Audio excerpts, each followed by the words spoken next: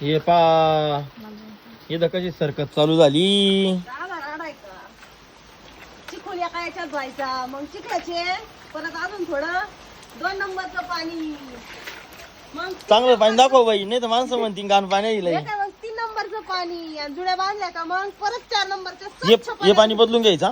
हा बदली ते ना, आता हे एवढी झाली का नेमका पाऊस आला मंडळी, कामाचा खेळ झाला, चांगल्यापैकी पाऊस आला. ते बघा आजचं टार्गेट पूर्ण करायला 20-25 जुड्या अपुऱ्या होत्या.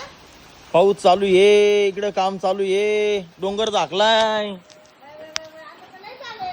हा. कमून हे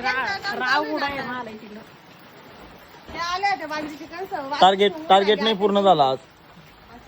आता पण त्यांची बाजरी सोंगण चालू झाली होती, सोंगून कणसं खुडून झालते काल.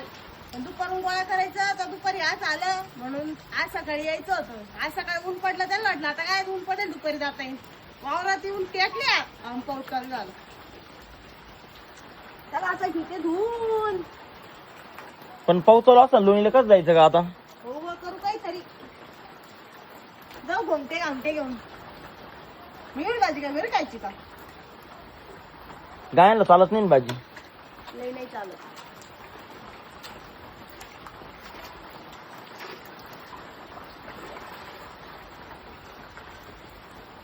मस्त होती ना भाजी.